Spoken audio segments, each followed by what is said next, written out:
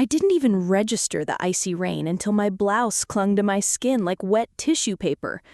The cold crept in, unforgiving, but I kept walking, faster and faster, as if I could leave the memory of that dinner table behind me on the slick sidewalk. My hair was plastered to my face, my heels clicking against the pavement with angry determination. And still, I didn't stop. I couldn't. I just needed to be away, from him, from that house, from the shame. Only hours ago, I'd believed I was standing on the edge of a new beginning. Ethan Caldwell, the man I had spent the last 11 months falling in love with, had asked me to have dinner with his parents. He'd said it with that disarming smile I'd always fallen for, the one that curled with just enough warmth to make me believe in forever. "It's time you meet them, Elena. You're important to me." Those words had danced in my head all afternoon as I stood in front of my mirror, carefully deciding between the dresses I had made myself. I'd chosen a soft peach blouse and a navy skirt that hugged my waist just enough to make me feel both elegant and secure. I told myself this might be it. Maybe he'd been planning something. Maybe, just maybe, this dinner was his way of telling me that I belonged in his future. But nothing, not a single fantasy I had entertained could have prepared me for what I walked into. The Caldwells were not just well off, they were wealth embodied. Their home was something out of a luxury magazine, gated, pristine, and imposing. The kind of place where silence wasn't peace, it was expectation. The dining room alone felt like a stage, with its cathedral ceilings and a table that could easily seat 20. Only 4 places were set. Ethan's mother, Eleanor Caldwell, greeted me with a glance so icy it chilled me deeper than the rain ever could. Her eyes scanned me. No, they dissected me. Her lips curled into a polite smile that didn't reach her eyes. "Elena, is it?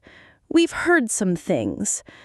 His father, Martin Caldwell, gave a handshake that felt more like a contract negotiation. Firm, polite, devoid of any warmth. I tried so hard to smile through it, to breathe, to keep my answers poised and respectful as they began to question me.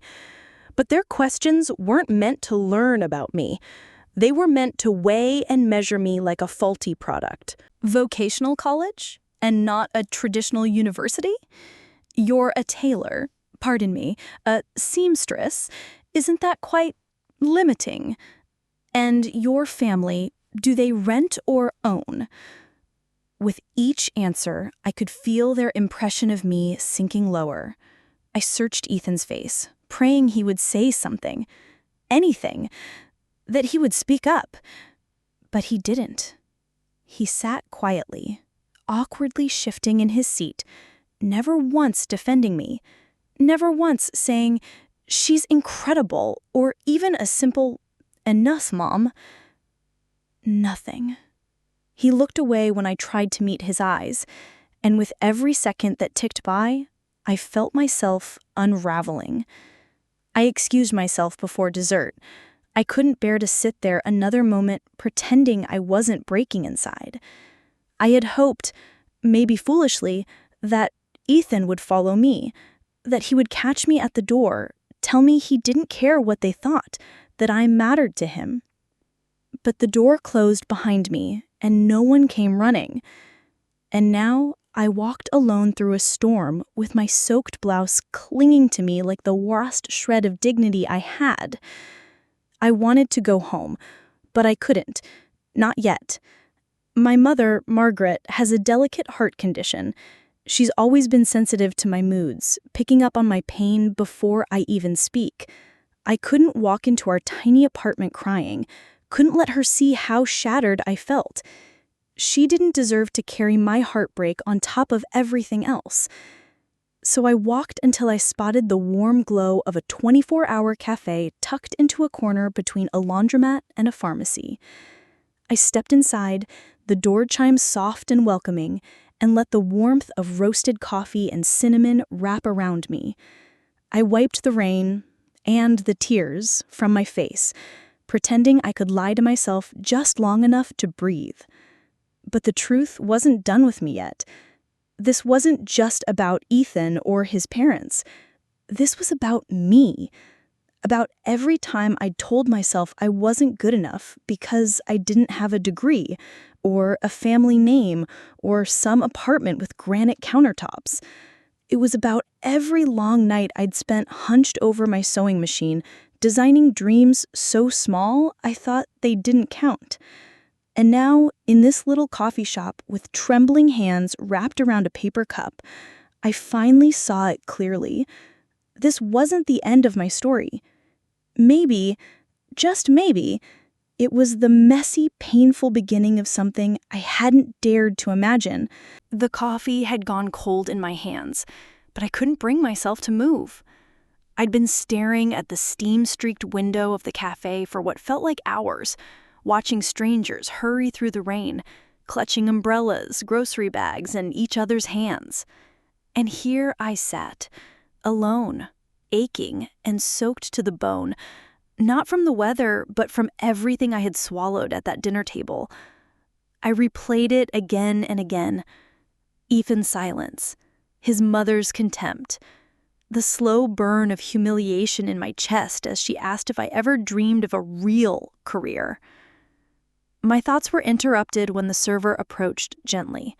She looked about my age, maybe a few years younger, with tired eyes and a kindness that wasn't forced.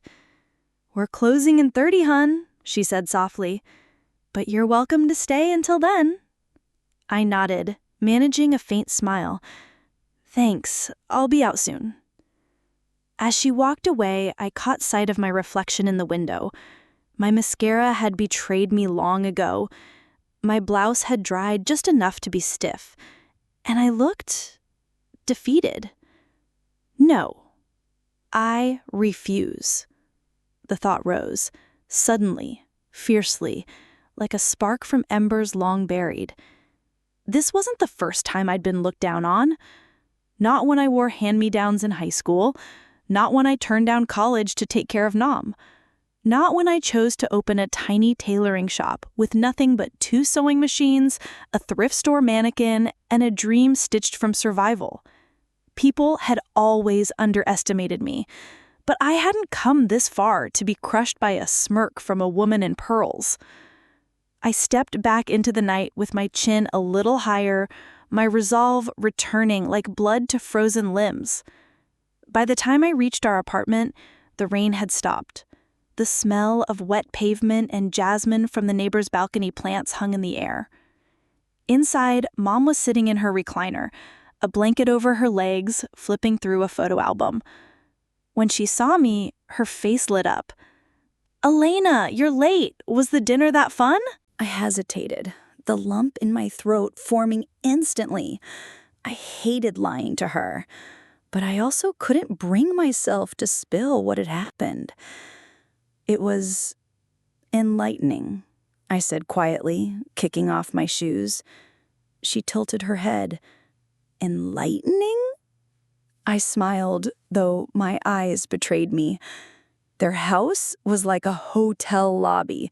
You'd have gotten lost in the bathroom." Mom chuckled, though her brows knit together with quiet concern. "And Ethan?" I paused. "He's not who I thought he was." She didn't press me. She never did when I answered like that. She simply reached over and squeezed my hand. That night, I couldn't sleep. I lay awake, staring at the ceiling in our tiny shared apartment, listening to the hum of the refrigerator and the city outside the window. I thought about what I wanted, what I truly wanted, not just in love, but in life. For so long, I had played small, safe, practical. Even my dreams had limits. I wanted more, not for status or validation, for me. I wanted a life that was mine. 2 weeks later, I was on a city bus, headed toward a part of town I rarely visited. Clutched in my bag were 3 carefully wrapped dresses, each designed and sewn by hand, pieces I'd spent nights perfecting. I had an appointment with the Hartley Gallery, a boutique and studio run by one of the city's most celebrated vintage designers, Edith Hartley. She was known for having an eye for undiscovered talent and a ruthless honesty. Some said she was impossible to impress. But something inside me had shifted since that night. Fear still whispered, but it didn't own me anymore. I had emailed her on a whim with photos of my designs and a brief bio. I don't have formal training, but I know fabric like it's a second language.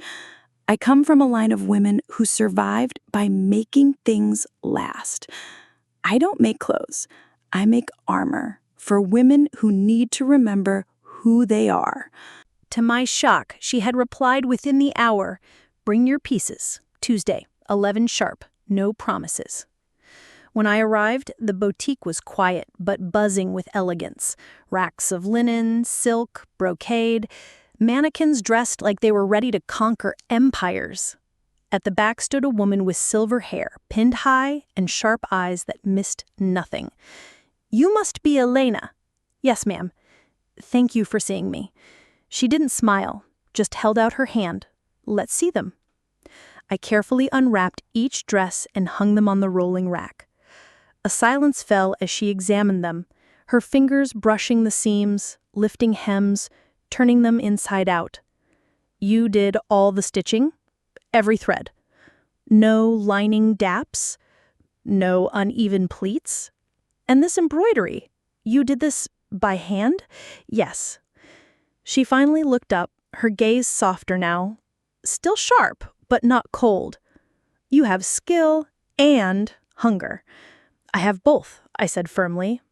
"Good, because that's what it takes." I nearly choked on my breath when she added, "I'm hosting a private trunk show next month, and I want one of your designs on that runway. Maybe two." "Wait, you mean don't waste time with shock. Use it to get to work. Show me what you can really do when you stop playing it safe." And just like that, everything changed. I left her studio with my heart pounding and a fire burning in my chest that no one, not Ethan, not his mother, not anyone, could put out. That night, I sewed until dawn, not because I needed to, but because I wanted to. My needle sang across the fabric, and for the first time in a long time, I felt like I was sewing me back together. The fabric was ivory silk organza. Delicate, breath-like. One wrong snip, one careless pull, and it would tear like memory. But my hands didn't shake. They were steady, confident, experienced. Because this wasn't just fabric, it was a declaration. By the time I was done, the dress looked like it belonged in a dream. Flowing sleeves, hand-beaded neckline, intricate waistline embroidery that told a story with every twist of thread, of resilience, of quiet power, of beauty shaped by struggle. I didn't just want to make clothes. I wanted women to wear their survival and walk like royalty. The day of the trunk show arrived faster than I was ready for.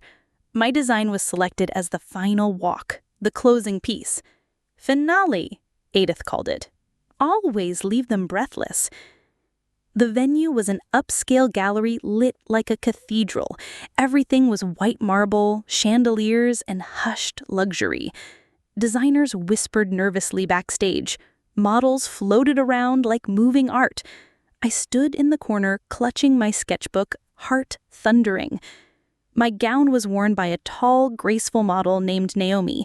As she stepped into it, she turned to me and said, "I don't know who you are yet, but this dress feels like you made it for someone who's been underestimated her whole life and is done with it." I blinked back tears. That's exactly what it's for. Then I'll walk like she owns the damn world. And she did. When Naomi stepped onto that runway, the room stilled. I saw jaws part, champagne glasses lower midair, Adif's arms fold in satisfaction. For 2 minutes, everything faded. There was only the model, the music, and my vision, walking proudly under the lights. When it ended, there was silence. Then applause. Then cheers. It was like hearing the world say, "We see you." After the show, I was approached by 3 boutique buyers, 2 fashion journalists, and 1 very intense editor from an international fashion magazine who asked if I had a brand identity. I didn't yet, but I would. And it wouldn't be built on trend forecasts or market gaps. It would be built on truth. Back home, I found Mom still awake, watching her soap operas with the volume low. She looked up as I walked in. "Well, did they like it?" I stood in the doorway, soaking in the smell of cinnamon and the way her face looked exactly like home. "Mom, they didn't just like it, they felt it." She stood slowly and opened her arms, and I let myself fall into them like I was 10 again. A week later, I received a small box in the mail. No note, no return address. Inside, nestled in tissue paper, was a pair of pearl earrings. I stared at them for a long time before laughing softly. "Really, Ethan? Pearls?" I dropped them into my sewing box, right beside a spool of thread and the seam ripper I'd used to cut him out of my life. I didn't need closure from him. I had stitched my own. 3 months later, my brand, Morris Thread, launched online. It wasn't just a clothing line. It was a movement. The tagline read, "Not made to impress, made to remember." The orders came in slow at first, then faster, then a feature in Elle, then a celebrity spotted wearing my embroidered cape on a red carpet. The same week that happened, I got a text. It was from Ethan. "Ethan, saw your stuff in the magazine. Proud of you." I stared at it for a long time. Then I wrote back, "Elena, thanks. I barely remember you." Then I deleted the thread. Life kept going. So did I. I moved Mom into a better apartment, with a view of the river and enough sunlight to keep her plants alive year-round. I hired 2 women from our neighborhood who were brilliant with a needle, but never given a chance. We worked side by side, often in silence, often with laughter. Sometimes I'd look around and think, this is the life I built. Me. Not because someone believed in me, but because I finally believed in myself. One evening, I stood in my new studio, watching the city lights flicker across the skyline.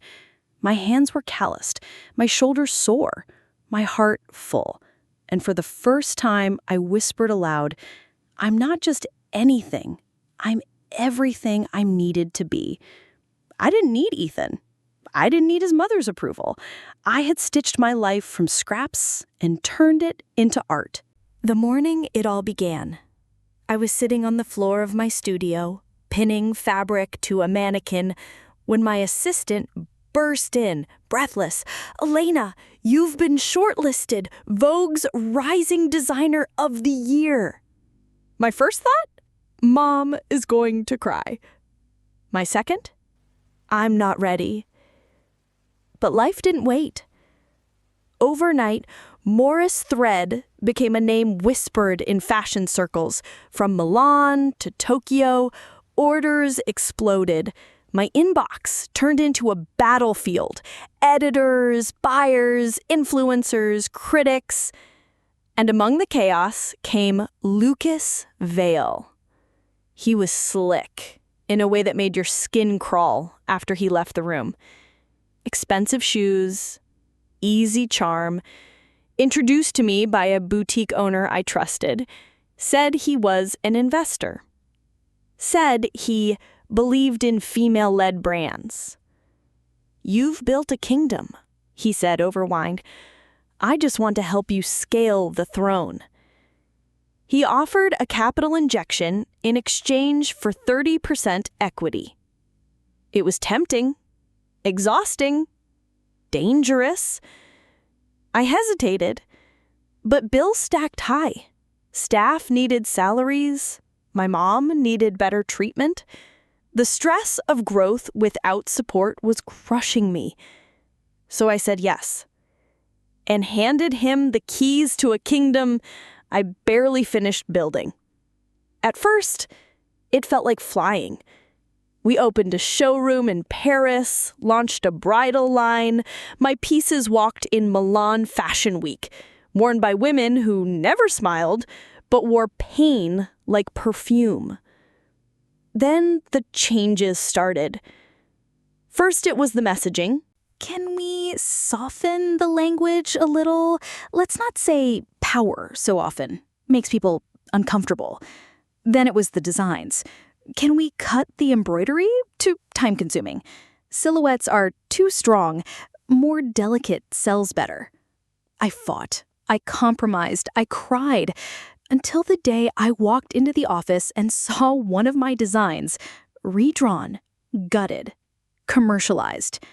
They had rebranded my soul into something marketable. Lucas smiled. "This is how you make real money, Alina." And I realized I had sold my name, my story, my fight, to a man who never understood it. That night, I stood in front of the full-length mirror in my studio, holding one of my original pieces, the one I made for that first trunk show. The ivory organza was yellowed from time, but it was mine. I called Edith, told her everything. She didn't gasp, she didn't scold.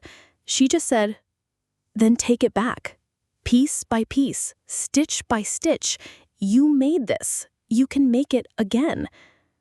I stopped showing up to the new showroom. I pulled my designs from their hands. I sued. Yes, they owned shares, but they didn't own me. The legal battle was ugly. Headlines screamed, "Designer diva in meltdown." My team dwindled. Friends disappeared. I received hate mail from fashion bloggers who said I was ungrateful. But I also received letters from women. Women who wore my pieces to court hearings. Women who wore my jackets to job interviews after leaving abusive marriages. Women who said, "Your clothes reminded me that I matter." I didn't need an empire built on compromise. I needed freedom. It took a year to reclaim full ownership. I sold the pair of showroom, I scaled down production, and I launched a new line. No middlemen, no edits, just me, my team of 5, and a new tagline. "Wear the war you survived." It sold out in 24 hours. Lucas? He moved on to another young designer. But I heard the line flopped, because you can't mass produce a soul. One evening, I sat beside Mom in her garden. She was weaker now, her illness more visible, but her spirit never faded. "You look tired," she said. "I'm not. Just rebuilding again." She smiled. "You were born to. Some of us weren't made to fit in palaces. We were made to build them." And just like that, I knew. This wasn't a downfall. It was a redesign. The morning it all began, I was sitting on the floor of my studio, pinning fabric to a mannequin, when my assistant burst in, breathless. "Elena, you've been shortlisted! Vogue's Rising Designer of the Year!" My first thought? Mom is going to cry. My second? I'm not ready. But life didn't wait. Overnight, Morris Thread became a name whispered in fashion circles from Milan to Tokyo. Orders exploded. My inbox turned into a battlefield. Editors, buyers, influencers, critics. And among the chaos came Lucas Vale. He was slick in a way that made your skin crawl after he left the room. Expensive shoes, easy charm. Introduced to me by a boutique owner I trusted, said he was an investor, said he believed in female-led brands. "You've built a kingdom," he said over wine. "I just want to help you scale the throne." He offered a capital injection in exchange for 30% equity. It was tempting, exhausting, dangerous. I hesitated. But bills stacked high, staff needed salaries, my mom needed better treatment. The stress of growth without support was crushing me. So I said yes, and handed him the keys to a kingdom I barely finished building. At first, it felt like flying. We opened a showroom in Paris, launched a bridal line. My pieces walked in Milan Fashion Week, worn by women who never smiled but wore pain like perfume. Then the changes started. Can we soften the language a little? Let's not say power so often. Makes people uncomfortable. Then it was the designs. Can we cut the embroidery? Too time-consuming. Silhouettes are too strong. More delicate sells better. I fought. I compromised. I cried. Until the day I walked into the office and saw one of my designs redrawn. Gutted, commercialized. They had rebranded my soul into something marketable. Lucas smiled. This is how you make real money, Alina. And I realized I had sold my name, my story, my fight, to a man who never understood it. That night, I stood in front of the full-length mirror in my studio, holding one of my original pieces, the one I made for that first trunk show. The ivory organza was yellowed from time, but it was mine. I called Edith, told her everything. She didn't gasp. She didn't scold. She just said, "Then take it back, piece by piece, stitch by stitch. You made this. You can make it again." I stopped showing up to the new showroom. I pulled my designs from their hands. I sued. Yes, they owned shares, but they didn't own me. The legal battle was ugly. Headlines screamed, "Designer diva in meltdown." It had been 6 months since I reclaimed Morris thread. 6 months of simplicity, of morning coffees brewed with purpose, of late-night sewing marathons that ended in laughter rather than tears. I thought the storm had passed. I was wrong. Her name was Lana Kim. A young designer from Seoul, barely 23. She emailed me a handwritten letter, scanned into PDF. In broken English, she wrote, "When I wear your coat, I feel like a warrior, not invisible anymore." I invited her to New York. She arrived with nothing but a sketchbook and a dream. Her talent was raw, electric. Her lines whispered pain, but her colors screamed rebellion. She reminded me of me, so I mentored her. She worked in the corner of my studio, quietly sketching while I met clients and sewed fittings. I'd catch her watching me, eyes wide, like a child learning to walk by mimicking footsteps. One night, we stayed late finishing samples for a pop-up show. I handed her a needle, and we worked in silence, side by side. "You don't act like a boss," she whispered. "That's because I never wanted to be one," I said. "I just wanted to be heard." She smiled. "Then you are the loudest woman I know." The show was small, just 20 pieces, a rooftop, and a few critics who still believed in me. Lana debuted 3 of her designs under a new side label we co-created, Thread Reborn. Her collection stole the night. The next morning, my inbox flooded. Not for me, but for her. Fashion blogs called her the Alina protege. I was proud. She deserved it. Until things shifted. She started arriving late, missing fittings, taking interviews without telling me. I chalked it up to growing pains. Until I found out she had signed with Vale Group. Lucas Vale, my old investor, the man who nearly bled my soul dry. He had approached her weeks earlier, promised global exposure, promised funding, promised she wouldn't have to hide in Elena's shadow. The contract was already inked. When I confronted her, she didn't cry. She didn't even flinch. "You taught me to fight for my voice," she said. "Now I'm doing it." "By handing it over to him?" I snapped. "You made it look easy," she said coldly. "But maybe you're just afraid someone else can do it better." Those words sliced deeper than any headline ever had. I shut down for 3 days, didn't answer calls, didn't eat. All I could think was, I raised her like my own, and she sold her name to the man who tried to erase mine. But on the 4th morning, I found something. A letter.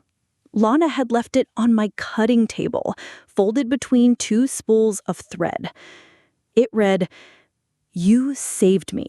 You made me believe I could matter. But Lucas made me believe I could win. I don't know which one I need more." That's when I realized she wasn't betraying me. She was choosing survival, just like I had once done. I could have dragged her name through the mud, posted receipts, called her out. But I didn't, because I remembered who I was when I first started. Scared, hungry, and desperate for validation. And I remembered what Mom said. Some of us weren't made to fit in palaces. We were made to build them. So I let her go. With grace. With heartbreak. With the painful love only a mentor can feel. 3 weeks later, at Paris Fashion Week, Lana opened her solo show. It was sleek. It was loud. It was hollow.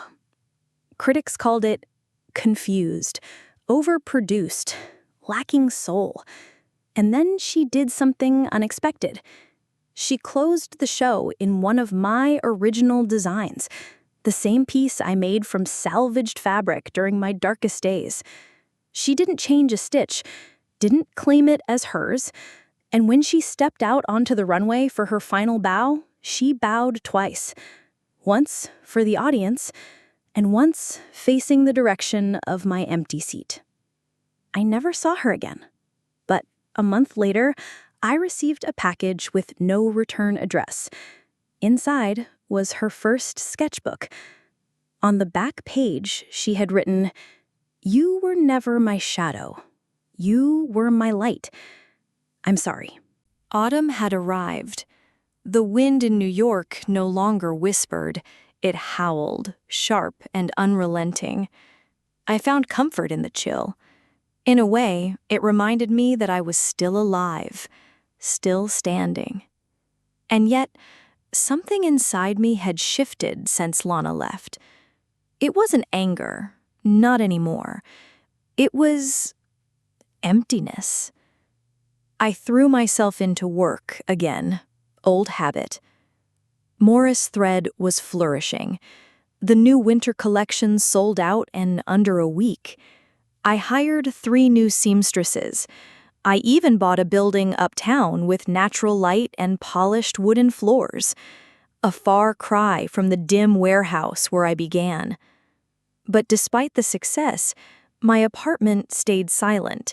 My dinners remained lonely. And I started dreaming about my sister, Diana Morris. 2 years older, brilliant, wicked with words, the golden child.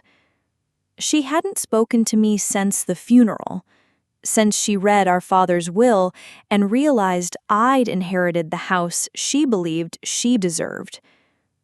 We'd grown up in that house together, she with her ballet shoes, me with my needles. She saw my hands as clumsy. I saw hers as cruel. But now, I missed her. It started with a single postcard. I found it buried in a pile of mail one morning. No return address. Just 2 words, scribbled in that sharp, familiar cursive. I saw Lana. That was it. But I knew it was from her. I stared at it for an hour before finally flipping it over. It showed a photo of the old stone bridge by our childhood home. I took it as a sign, so I wrote her back. I miss the way you braided my hair before school, even when we were fighting. I'm sorry for not saying goodbye. I never sent it, but I kept writing. Letters, every week, all addressed to her, none mailed. Until one day, one did arrive. For me, it was a simple white envelope. Inside, a photograph of us, 2 little girls no older than 10, covered in glitter, wearing paper crowns. Behind it, a note. You think you're the only one who bled for this family? I carried their shame. You carried their silence. Maybe it's time we talk. D. I called her that night. We didn't cry. We didn't scream. We just talked for 4 hours about Mom's secret recipes, about the time I burned a hole in Dad's tuxedo, about how hard it was growing up in a house where nothing you did was ever enough unless it came with applause. She apologized for walking away after the funeral. I apologized for not chasing her. We agreed to meet. It was raining when I pulled up in front of the old Morris house. The garden was overgrown, the steps were cracked, but the porch light was on. She opened the door before I could knock. Same eyes, same tilt of the head when she was nervous, but her voice, softer. You look like Mom, she said. You look like someone who missed me, I replied. We hugged. Not tight, but long, as if both of us were afraid to let go. We spent the weekend going through old boxes in the attic, found sketches I had drawn in secret, found Diana's journals filled with poems about hating mirrors and chasing perfection. We had both been hurting in parallel, both waiting for the other to say, I'm still here. And for the first time in over a decade, we were. A week later, she surprised me by showing up at my studio, not as a guest, but as a new member of the Morris Thread team, handling brand communication, her old specialty. I can tell our story better than anyone else, she said. She was right, and suddenly the house of thread I had built felt whole again. A year had passed since Diana returned to my life. In that time, the silence I once wore like armor had melted into conversation, laughter, and shared cups of bitter coffee that somehow tasted sweet in her presence. Our bond, though stitched together by old wounds, held strong. But there was still one corner of my life I hadn't dared re-enter. Love? I had mastered the art of holding people at a distance. Success?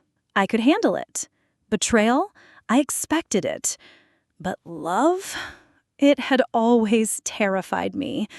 Because when you let someone close, they see all of you. The cracks, the stains, the uneven seams. And I had spent years pretending I was seamless. But then came Jonah Callan. He wasn't a fashion mogul. He wasn't even interested in fashion.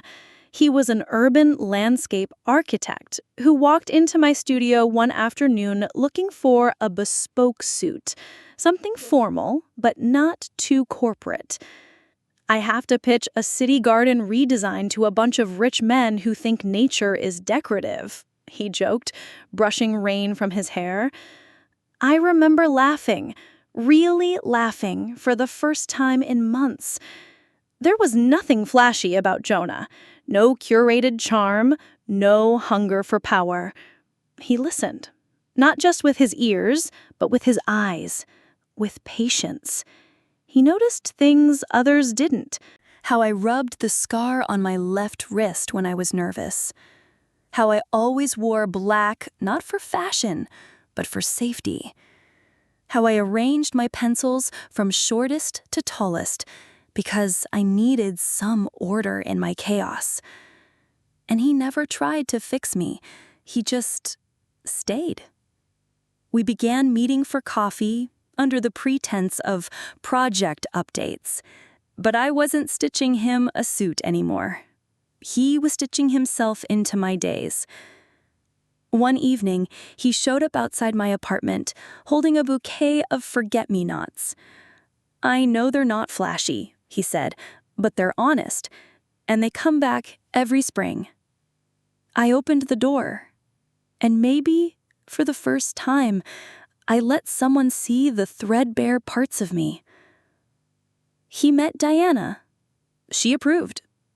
He met Lana, who had returned to the city for a short show and shyly asked if she could visit me again. He helped us all heal in small, invisible ways. And one Sunday, as the sun bathed my studio in golden light, he stood beside me at the cutting table and said, "You've built an empire with a needle and thread, but I don't want your empire. I just want your Sundays." It wasn't a proposal, not yet, but it was everything I had ever longed to hear. That someone saw me not for what I produced, but for who I was when the machines were quiet and the world wasn't watching. So I gave him my Sundays, one at a time, and together we built something gentler than ambition. Mara's thread continued to rise. Our newest line was even picked up for the Milan showcase. Diana launched a podcast about women building legacies in silence. Lana became a mentor to rising young designers and credited me in every interview.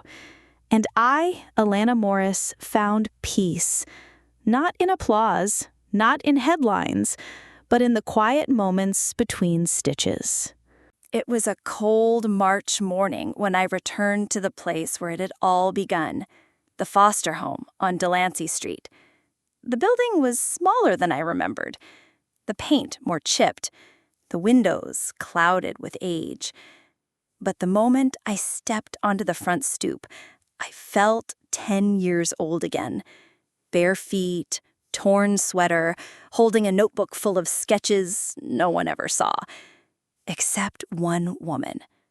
Her name was Miss Corinne. She was the only adult in my childhood who never raised her voice, never flinched at my silence, and never asked me why I stopped believing in people. Instead, she handed me fabric scraps and said, "If you can't talk it, stitch it." She passed away 5 years ago. I never got to thank her. But now I had a way. I was standing at the podium of the new Corinne Foundation Center for Girls, which we had opened in her name, fully funded by Morris Thread. Diana sat in the front row. Jonah held my hand backstage. Lana was live streaming the whole thing to thousands. And me? I was terrified.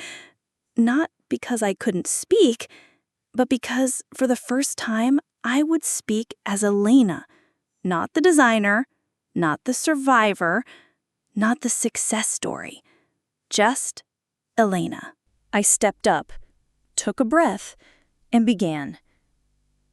I was abandoned before I could speak. I was overlooked before I learned to sew. And I was underestimated every step of the way. The room went still. But I stitched my story one thread at a time, not because I wanted to be seen, but because I didn't want to disappear. I looked at the rows of girls, some quiet, some scribbling notes, some holding hands. You don't need a stage to matter. You don't need applause to be real. You just need one thing: to never let them take your voice, even if it trembles. I ended in silence. And then they stood. Every one of them, clapping, crying, smiling. It wasn't a fashion show, but it was the most beautiful thing I'd ever worn. Truth. I married Jonah in a small garden, surrounded by friends, sisters, by family. Lana designed the invitations. Diana officiated the vows. I wore a dress I made from the first fabric I ever bought with my own money. And I walked down the aisle, not as a woman broken by betrayal, but as a woman rebuilt by love. I still wake early, still thread needles, still sketch ideas. But now I teach, too. Every Wednesday, I meet with 10 young girls from underserved communities. We don't just sew. We write. We cry. We laugh. We heal. Because the truth is, power doesn't always roar. Sometimes it hums beneath your fingertips. Sometimes it hides in stitches. And sometimes it lives in the voice you finally find when no one is telling you who to be. I was never the girl they expected to rise, but I rose anyway. Not because I wanted revenge, but because I wanted peace. And I found it, thread by thread.